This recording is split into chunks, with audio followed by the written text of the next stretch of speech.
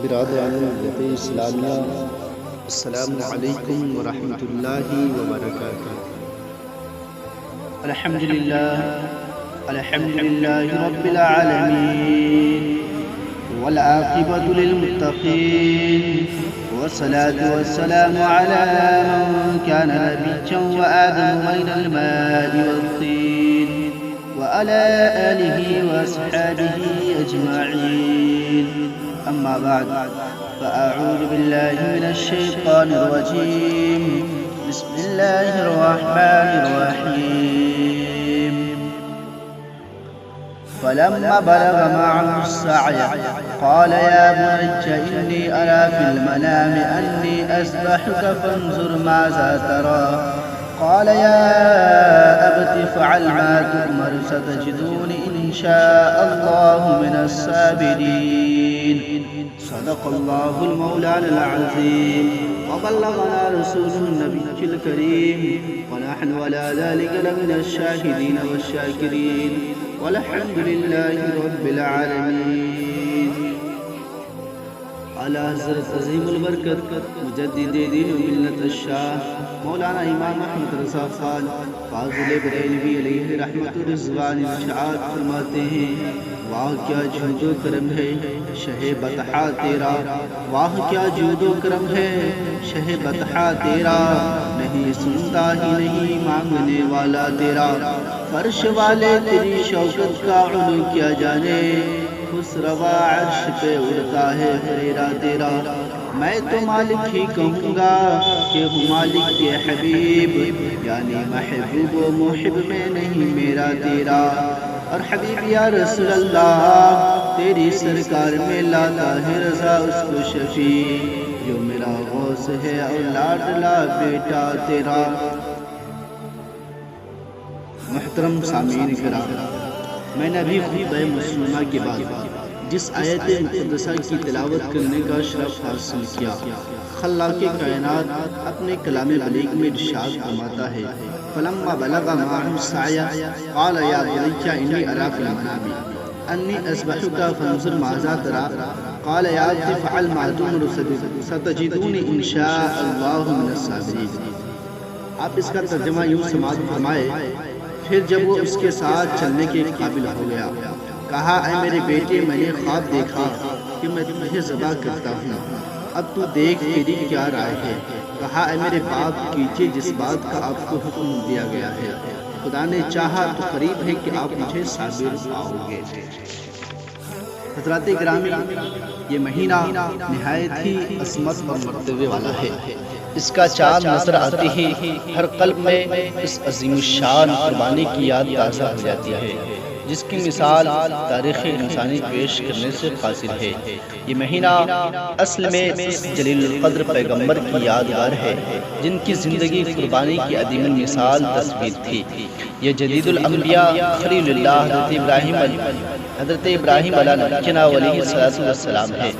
آپ اندازہ فرمائیں وہ کون سا امتحان ہے جو اللہ تعالیٰ نے آپ سے نہیں لیا، مگر کروڑوں کروڑ سلام ہو آپ کی ذات والا صفات پر، کہ کسی میدان میں بھی آپ آئے سے بات کو لغزش نہیں آیا۔ حضرات گرامی، میں عرض کرنا چاہتا ہوں کہ قربانی ہر مالک انصاف پر واجب ہے، چاہے وہ مرد ہو یا عورت، لیکن آج ہمارے معاشرے کا جائزہ لیا جائے، آج ہمارے معاشرے میں دیکھا جائے تو لوگ قربانی کرنے سے بھاگتے ہیں، قربانی کرنے سے کتراتے ہیں، لوگ یہ سوچتے ہیں کہ میرے جیب کا پیسہ خرچ نہ ہو جائے، کہیں میرا پیسہ خرچ نہ ہو جائے۔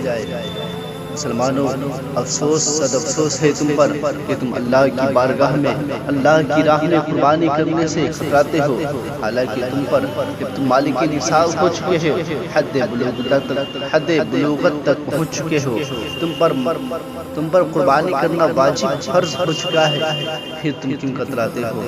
کیا آپ نے نہیں دیکھا حضرت ابراہیم خلیل اللہ نے اپنے بیٹے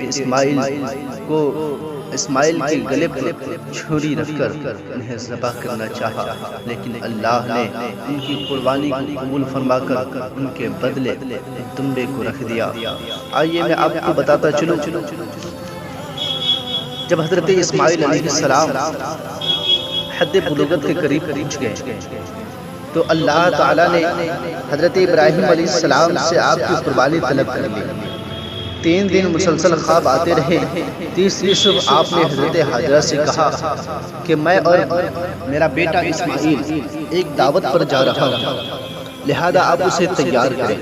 حضرت حاجرہ نے حضرت اسماعیل علیہ السلام کو بہت اچھا لباس پہنایا اور تیار کر دیا۔ آپ نے چھری اور رسی لی اور جنگل کی طرف چل دیے۔ کعبہ شریف سے کچھ دور پہنچے کہ شیطان نے آپ کو اس قربانی سے روکنا چاہا۔ سب سے پہلے حضرت حاجرہ کے پاس گیا۔ کون گیا؟ شیطان۔ حضرت حاجرہ کے پاس گیا اور کہا آپ کو علم ہے، آپ کو معلوم ہے کہ ابراہیم اسماعیل کو کہاں لے گئے ہیں؟ حضرت حاجرہ نے کہا ہاں، ایک دعوت میں گئے ہیں۔ شیطان نے کہا نہیں، ابراہیم علیہ السلام کو ذبح کرنے کے لیے لے گئے ہیں۔ حضرت حاجرہ نے کہا یہ کیسے ہو سکتا ہے؟ کیا باپ بھی اپنے بیٹے کو ذبح کر سکتا ہے؟ شیطان نے کہا ابراہیم کا خیال ہے کہ انہیں اللہ تعالیٰ نے حکم دیا ہے کہ میری راہ میں اپنے بیٹے اسماعیل کو ذبح کر دوں۔ حضرت حاجرہ نے کہا اگر پروردگار کا یہ حکم ہے تو میں کون ہوں جو اس قربانی کی راہ میں رکاوٹ بنوں؟ اللہ کے حکم پر تو ایک اسماعیل تو کیا 100 اسماعیل بھی ہو تو ایک ایک کر کے قربان کرتی چلی جاؤں۔ جب یہ شیطان یہاں سے مایوس ہو گیا تو پھر حضرت اسماعیل علیہ السلام کو برگلانا چاہا، قریب جا کر کہنے لگا تجھے تیرے والد ذبح کرنے کے لیے جا رہے ہیں۔ حضرت اسماعیل علیہ السلام نے فرمایا کیوں؟ شیطان نے کہا وہ سمجھتے ہیں کہ اللہ تعالیٰ نے انہیں ایسا کرنے کا حکم دیا ہے۔ اسماعیل علیہ السلام نے فرمایا اگر اللہ تعالیٰ میری جان کی قربانی قبول فرما لے تو میں یہی کہوں گا جان دی ہوئی اسی کی تھی۔ حق تو یہ ہے کہ حق ادا نہ ہوا، اس سے بڑھ کر اور کیا سعادت ہو سکتی ہے؟ شیطان نے ہر ممکن کوشش کی کہ کسی طرح ابراہیم علیہ السلام اس قربانی سے رک جائے، مگر اللہ کے خلیل کے عزم کے سامنے بے بس ہو گیا۔ ایک پہاڑ کے قریب جا کر حضرت ابراہیم علیہ السلام نے اسماعیل علیہ السلام سے کہا یا بنیا انی ارا فی المنام انی اذبحک فانظر ماذا تری، اے میرے بیٹے میں نے خواب دیکھا ہے کہ میں تجھے ذبح کر رہا ہوں، بتا تیری کیا مرضی ہے؟ سعادت مند بیٹے نے جواب دیا یا عبدی فعل ما تؤمر ستجدنی انشاءاللہ من الصابرین، اے ابا جان آپ کو جو حکم ملا ہے بلا خوف و خطر پورا فرمائیے، مجھے آپ انشاءاللہ صبر کرنے والا پائیں گے۔ آپ اس عجز کو ثابت پاؤ گے، سرخ رو پیش خدا تم جاؤ گے۔ ڈاکٹر اقبال فرماتے ہیں یہ فیضان نظر تھا یا کہ مکتب کی کرامت تھی، یہ فیضان نظر تھا یا کہ مکتب کی کرامت تھی، سکھائے کس نے اسماعیل کو آداب فرزندی۔ اب پھر ابلیس نے کوشش شروع کی اور حضرت ابراہیم علیہ السلام کو کہنے لگا آپ کیا غضب کر رہے ہیں، آپ کیا غضب کر رہے ہیں؟ ایک خواب کو حقیقت سمجھ لیا اور بیٹے کو ذبح کرنے پر تیار ہو گئے۔ آپ نے فرمایا اے ملعون مجھ پر تیرا داؤ نہیں چل سکتا، میرا خواب شیطانی نہیں رحمانی ہے۔ نبی کا خواب وحی الہی ہوتا ہے، میں اللہ کے حکم سے ہرگز منہ نہیں موڑوں گا۔ شیطان نے ہر طرف سے مایوس ہو کر سر پیٹ لیا، ہائے اب کیا ہو گیا؟ جب باپ اور بیٹا دونوں رضائے الہی پر راضی ہو گئے تو باپ نے بیٹے کو زمین کے بل لٹا دیا۔ قرآن کریم کا ارشاد ہے فلما اسلما وتلہ للجبین، جب وہ دونوں تیار ہو گئے تو باپ نے بیٹے کو پیشانی کے بل لٹا دیا۔ چھری چلانے سے پہلے بیٹے نے کہا ابا جان میری 3 باتیں قبول فرمائے۔ باپ نے کہا ابو جان نے کہا بیٹے وہ 3 باتیں کیا ہے کہو؟ پہلی بیٹے نے کہا پہلی یہ کہ میرے ہاتھ پاؤں رسی سے باندھ دیں تاکہ تڑپنے سے خون کا کوئی چھینٹا آپ کے لباس پر نہ پڑ جائے۔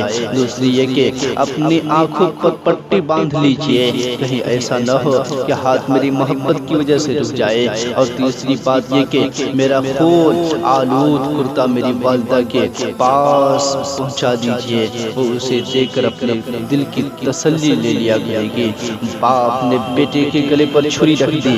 تسلیم و رضا کا یہ منظر آج تک چشم فلک نے نہیں دیکھا ہوگا۔ تیز چھری اسماعیل علیہ السلام کے گلے پر پہنچ کر کند ہو گئی۔ 2 مرتبہ ایسا ہی ہوا۔ ابراہیم علیہ السلام نے اسے ایک پتھر پر دے مارا، پتھر کو چھری نے 2 ٹکڑے کر دیا۔ ابراہیم علیہ السلام نے چھری سے کہا تو نے پتھر جیسی سخت چیز کو 2 ٹکڑے کر دیا ہے۔ مگر اسماعیل کا گلا ریشم سے بھی نرم تھا۔ چھری نے کہا الخلیل یأمرنی بالقطع والجلیل ینہانی، خلیل کہتا ہے کاٹ مگر جلیل کہتا ہے خبردار۔ جو اسماعیل کا بال بھی باقا کیا۔ جب جلیل خود جلیل کا حکم مان کر لٹائے بیٹھا ہے تو میں کیسے انکار کر سکتی ہوں؟ ابراہیم علیہ السلام نے فرمایا میں قربانی کرنے کے لیے اور میرا بیٹا قربان ہونے کے لیے تیار ہے، تو کیوں رکاوٹ بنتی ہے؟ ابراہیم علیہ السلام نے پھر چھری اٹھائی۔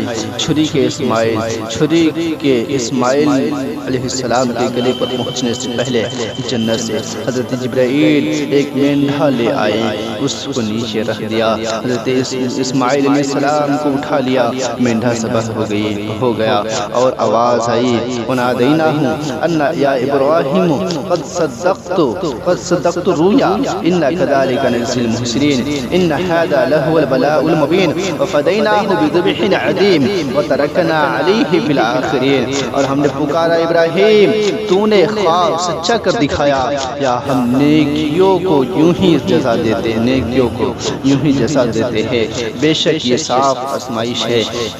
ہم نے اس کا فدیہ ذبح عظیم کے ساتھ کر دیا اور اسے بعد والوں میں باقی رکھا۔ ابراہیم علیہ السلام کی قربانی اللہ تعالیٰ نے قبول فرما لی اور اسے یادگار کے طور پر قیامت تک باقی رکھا۔ ہر سال اس یاد کو تازہ کیا جاتا ہے۔ حضرات گرامی، حضرت جبرائیل سدرہ سے جنت گئے اور وہاں سے میڈھا لیا، اور ابھی چھری نے 2 فٹ کا فاصلہ بھی طے نہیں کیا تھا کہ جبرائیل زمین پر پہنچ گئے۔ معلوم ہوا کہ جبرائیل کی رفتار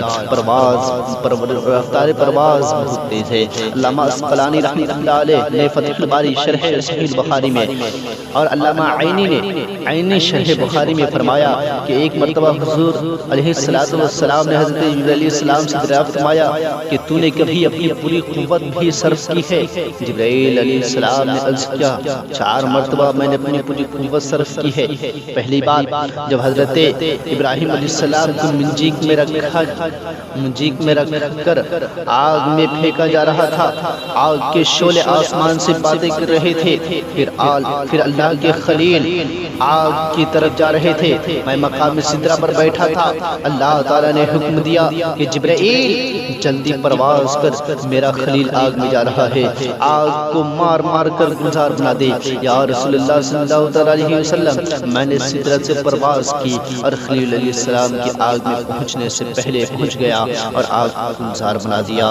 دوسری بار میں سدرہ پر تھا، چھری حضرت اسماعیل علیہ السلام کے گلے کی طرف آ رہی تھی اور اس نے صرف 2 فٹ کا فاصلہ طے کرنا تھا۔ اس کے 2 فٹ کے فاصلے کو طے کرنے سے پہلے میں جنت سے میڈھا لے کر پہنچ گیا۔ تیسری بار حضرت یوسف علیہ السلام کو کنویں میں ڈالا جا رہا تھا، والد کا پہنایا ہوا لباس اتار دیا گیا، کھانا پھینک دیا گیا، بازو میں رسی باندھ کر کنویں میں لٹا دیا گیا۔ آہستہ آہستہ پانی کی سطح قریب آ رہی تھی۔ ایک بھائی نے تلوار مار کر رسی کاٹ دی، نصف راستہ طے ہو چکا تھا اور نصف باقی تھا۔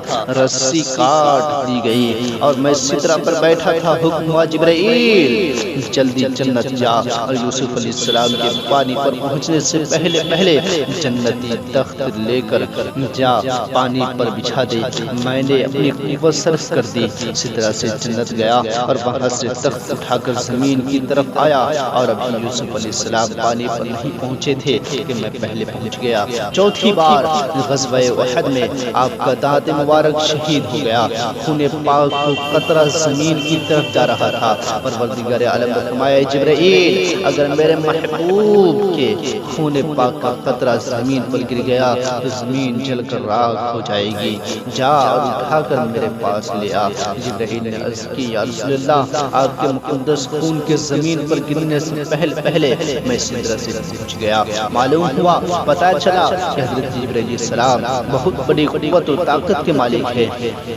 اعلیٰ حضرت عظیم البرکت مجدد دین و ملت شاہ مولانا امام احمد رضا خان فاضل بریلوی فرماتے ہیں سدرہ سے تعظمی جسے نرم سی ایک اڑان ہے، سدرہ سے تعظمی جسے نرم سی ایک اڑان ہے۔ اللہ رب العزت ہم سبوں کو اس سال بھی قربانی کرنے کی توفیق عطا فرمائے۔ میں میرے بولنے میں آپ لوگوں کے سننے میں کسی قسم کی غلطی خامی لغزش ہوئی ہو، اللہ تبارک تعالیٰ کی بارگاہ میں دعا کرتا ہوں کہ مولا تعالیٰ تمام لغزش اور غلطیوں کو معاف عطا فرمائے اور میری اس بیان کو قبول عطا فرمائے، حق بولنے، حق سننے، حق پر عمل کرنے کی توفیق عطا فرمائے۔ وآخر دعوانا الحمد للہ رب العالمین۔